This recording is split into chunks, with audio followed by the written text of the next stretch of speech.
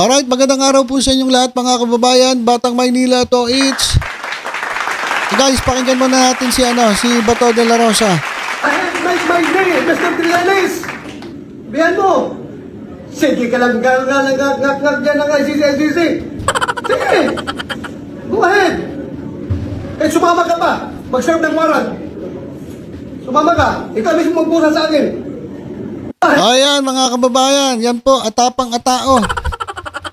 Si Senator Bato de la Rosa, nung wala pa yung warrant mga kababayan, ayan, may pasigaw-sigaw pa siya, may paghamon pa siya kay former Senator Trillanes na siya pa ang magposas sa kanya. Nasaan ang warrant? Pakita mo ang warrant. Haharapin ko ICC. Actually, maraming interview mga kababayan kay Bato na hindi raw siya natatakot sa ICC.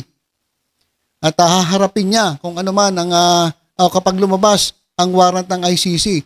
Pero ngayon, ang warrant naisilbi lang kay dating Pangulong Rodrigo Duterte kasi nga po hindi pa po siya kasama. So, hindi pa po siya kasama pero ito nagtatago na mga kababayan. How much more kung yung nakasulat po sa warrant ay pangalan niya? Malamang mamundok na ito. Kasi mga kababayan hinahanap po siya ng taong bayan.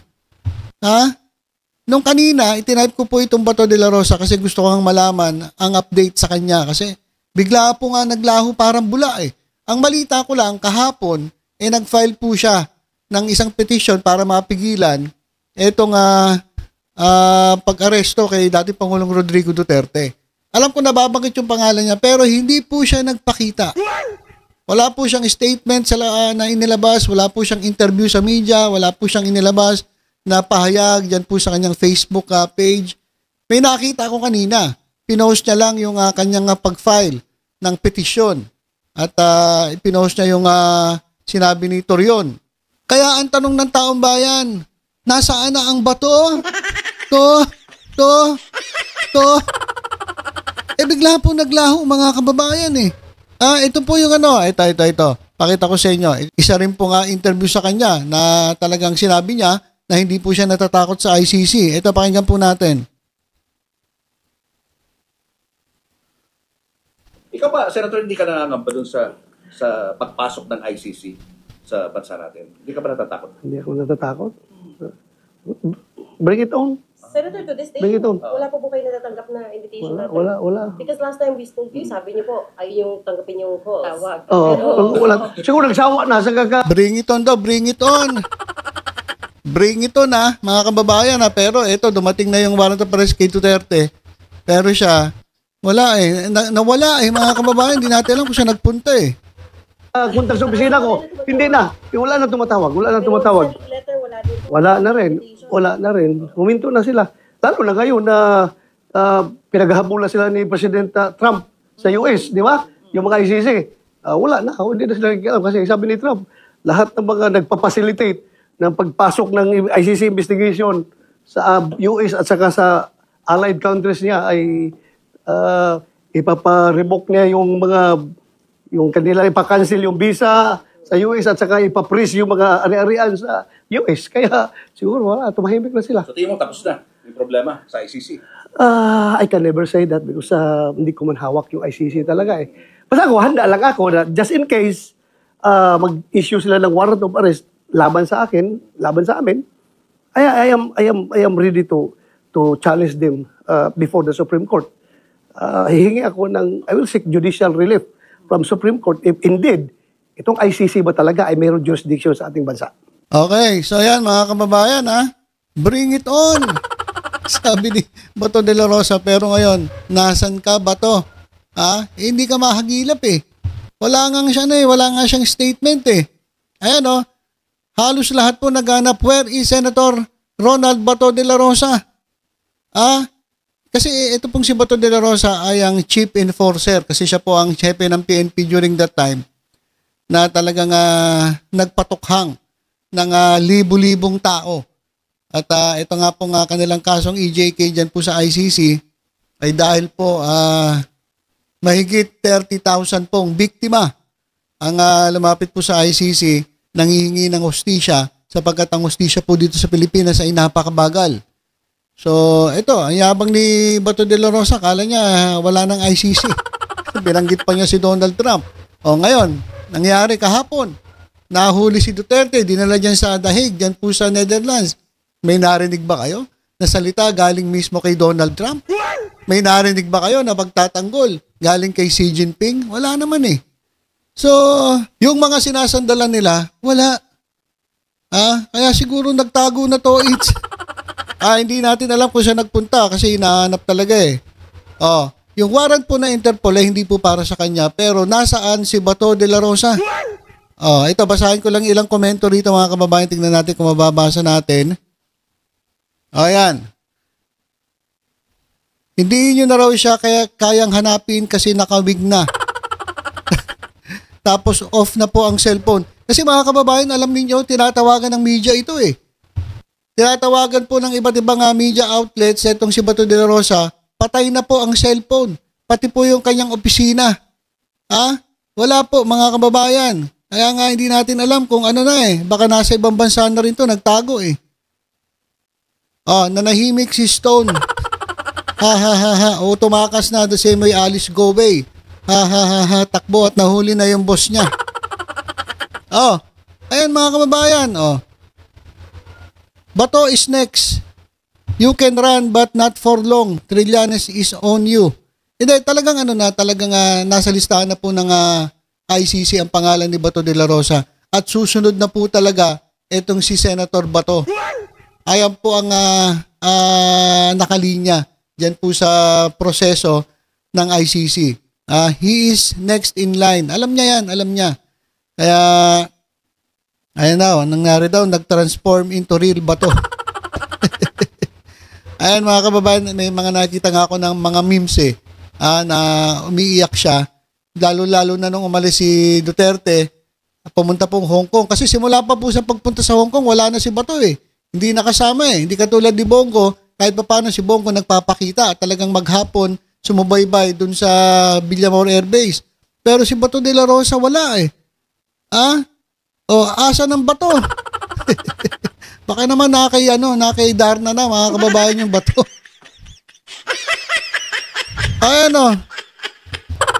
Ayan mga kababayan yung sinasabi ng taong bayan. Nasa na si Bato de la Rosa? Ito lang yung narinig natin kahapon. Nag-file sila ng petition challenging the government's cooperation with the ICC. Pero, wala mga kababayan eh. Ito, pakinggan nga natin tong balita na ito. Susunod na mangyayari kasi may balita na ililipad na ngayon din within 1 hour. May balita rin na hindi pa pwede dahil hindi angkop sa proseso. Ano po yung narinig? Hindi naman po tayo privy sa mga operational details. Pero logically hindi po advantageous sa campus administration, dito sa ating lipunan, na manatili dito si Duterte. Kasi magiging cause ng political instability at marami pang pwedeng magawa yan siya na mga legal remedies para ma-explain na itong predicament niya ngayon. Kaya ang pinakang magandang senaryo para po sa lahat ay mailipad siya diretso sa The Hague para masimulan na yung kanya. Okay, so hindi natin tutuloy, baka humaba. Ang sabi dito, yung kay De La Rosa naman, yung warrant of arrest kay De La Rosa, ay baka abutin ng 1 taon. Kasi hindi daw nakikita ni former Senator Trillanes na magbibigay ng another warrant ang ICC. Except kay Bato, pero baka abutin pa ng 1 taon. So may pagkakataon pang magtago etong si Bato de la Rosa. At dito naman sa TRO, sabi nila lumabas na raw ang TRO, pero ang nagsabi lang naman yung isang abogado nila na na kandidato rin sa pagka-senator, sabi niya meron na, hindi ko naman nakikita. Meron na ba kayong kopya ng TRO? Ako parang wala pa ako nakitang TRO, kopya ng TRO. At dito pa rin sa balita kay Bato de la Rosa, ito lumalabas etong si Robin Padilla na nagmakaawa na kay Presidente Bongbong Marcos na pigilan etong transfer ni Pangulong ni former President Rodrigo Duterte dyan po sa The Hague, dyan po sa Netherlands. Nagmakaawa na po siya eh. Ayayabang nyo kasi. Dati, kung api-apihin ninyo, kung light-lightin nyo yung Presidente Bongbong Marcos, kung ano na lang, kumbaga ganun-ganun na lang. Tapos doon din pala kayo hihingi ng tulong. Di wala, nga kayo ngayon, hindi kayo pinansin. At eto, may sinasabi si Robin Padilla, walang iwanan. Sabi ni Robin Hood Padilla, siya ay sasama kay Senator Bato de la Rosa kung sakali mang itong mambabatas ay mahuli, maaresto dahil po sa crime against humanity na nangyari noong panahon ng war on drugs ng Duterte administration. Ito isama na to. Dapat isama na to si Robin Padilla. Itong si Mr. Suave, sabi niya, kung uhulihin nila si Bato, isama nyo na ako. Dahil isa ako sa mga sumuporta kay Pangulong Rodrigo Roa Duterte dyan sa drug war. Walang iwanan yan. Kaya pala hindi ka namin nakakita niya sa Villamor. Nakita niyo ba si Robin sa Villamor?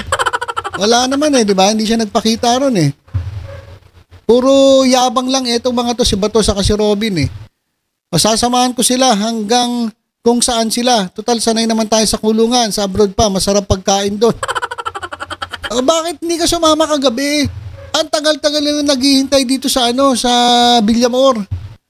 Ang tagal ng eroplano si dating Pangulong Rodrigo Duterte nakasakay na sa eroplano magdadala sa kanya sa The Hague. Diyan po sa Netherlands. Pero hindi ka man lang nagpakita. Isa rin tong mayabang na ito.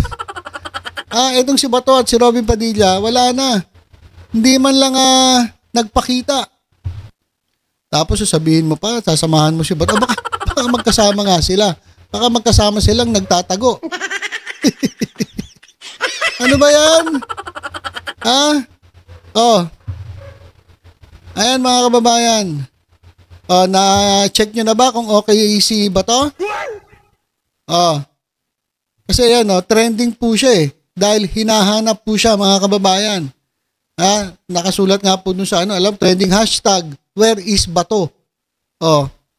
Kasi wala, hindi nga siya nagpapakita, hindi nagpaparamdam Malamang na to lumipad na rin to sa ibang bansa Napansin ko lang, wala ako nakita Bato de la Rosa na concern kay Tatay Digong. Buti pa si Bongo nakahanda. Humahog pa sa airport at nagdala ng doktor ni PRRD. Pero si Bato, wala ako nakita kahit anino niya. Any update, nasaan po siya? May balita po ba kayo kung nasaan itong si Bato de la Rosa? Tapos ito. Ewan ko kung masabi pa niya to. Itong sinabi niya dati, if you are going to give me the chance to do it again, I will do it again. The same approach. Sige nga, subukan mo nga. Uulitin mo.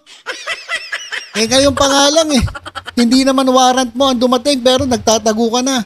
Where na you? Bato de la Rosa. Meron ka pang I will do it again, the same approach. Ngayon nga, nagtatago ka na, hindi ka na makita. Nasaan ka ba? Kami naman po ay nagtatanong lang, Senator Bato de la Rosa, where you na? Nasaan ka na po ba, Senator Bato? Kasi bigla ka naglaho Ayan wala na. Si Ipi naman, iyak ng iyak. Atapang tao rin to. Sabi niya mga kababayan, si Ipi, ibibigay ko ang aking buhay para kay Duterte. Pero ba't di ka sumama?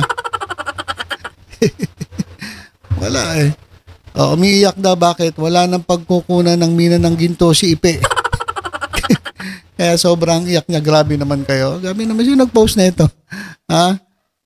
Paalam ka na kay Rodi Duterte kasi hindi din na-arresto ng Interpol si Sara Duterte. Sino pa? Ronald Bato de la Rosa at Bongo. Patay kayo ngayon. Okay, so, yan mga kababayan yung update natin. Nasaan ka na, Bato de la Rosa? Kasi biglang naglaho, biglang nawala mga kababayan. Hindi kaya nasa ibang bansa na ito? Kasi sa totoo lang, kung nandito lang yan, malamang nandun sa Villamor Pero siguro malamang wala na to, nasa ibang bansa na to. At alam nyo na kung ginagawa. So ilan po muna mga kababayan, basta tutok-tutok lang po dito sa Batang Maynila to ay sa iba pang updates. Ingat po tayong lahat. God bless po.